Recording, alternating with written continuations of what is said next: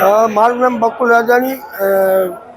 અમારી એકની પેનલ સમરસ પેનલ ભાજપ સમરસ પેનલ સામે ઊભી છે. સૌ પ્રથમ તો હું આપને એ જણાવીશ કે વકીલો એ બુદ્ધિજીવી વર્ગ છે. અહીંયા કોઈ જ્ઞાતિવાદ કે જાતિવાદ ન હોવો જોઈએ. તેમજ અહીંયા જે આપના માધ્યમથી જાણવા મળ્યું કે ભાજપ પ્રેરિત લીગલ સ્પેલ આખા રાજકોટમાં બેનર, તો કોર્ટમાં વકીલો એ બુદ્ધિજીવી વર્ગ છે. આમાં કોઈ પક્ષપાત ન હોય, કારણ કે કોર્ટમાં 99% વકીલ ભાજપના છે.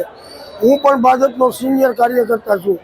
વકીલો માટે માત્ર કામ, વકીલોને પડતી મુશ્કેલીઓ કે વકીલોને લગતા પ્રશ્નો જ્યુડિશરીના હોય કે પોલીસ સ્ટેશનના હોય કે સબ રજિસ્ટ્રારના હોય કે કલેક્ટરના હોય, એ પ્રશ્નોને વાચા આપે અને 24 કલાક જે વકીલોની સામે લાઈવ રહીએ એવી પેનલ હોય તો એક્ટિવ પેનલ.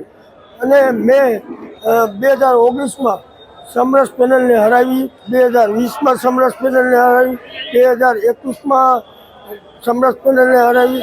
એટલે એવું નથી કે કોઈ વકીલો એ કોઈ પક્ષમાં માનતા નથી. વકીલો તો પોતાની પ્રશ્નનું નિરાકરણ કોણ લઈ આવે એ જ મહત્ત્વનું છે.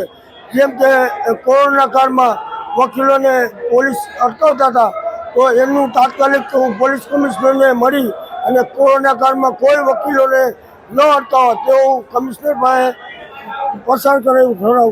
તેમજ કોરોના કાળમાં કોરોનાના કેમ્પ તેમજ 1400થી વધારે કીટ વકીલો માટે વિનામૂલ્યે મારા સ્વ ખર્ચે મેં આપેલી. તેમજ જ્યુડિશરીની પરીક્ષા માટે વકીલો માટે જ્યુડિશરીના ક્લાસીસ ચાલુ કરાવ્યા.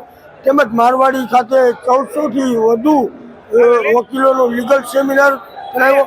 જો અમારી એક્ટિવ પેનલ જીતશે તો અમારા તમામ ઉમેદવાર જે છે એ તમામ ઉમેદવાર વકીલોના પ્રશ્ન માટે 24 કલાક હાજર હશે તેવું હું પ્રોમિસ આપું છું.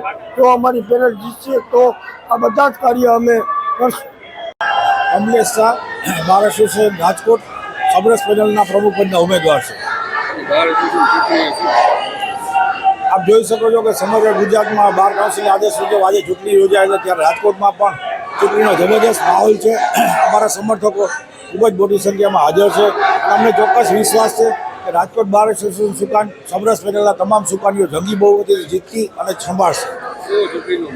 ચૂંટણીનો માહોલ ખૂબ જ સરસ, તંદુરસ્ત છે અને તમામ ઉમેદવારો છે એક સાથે મતદાન માટેનો પ્રયાસ કરી રહ્યા છે. વધુને વધુ મતદાન થાય એ માટેની અમારી અપીલ છે.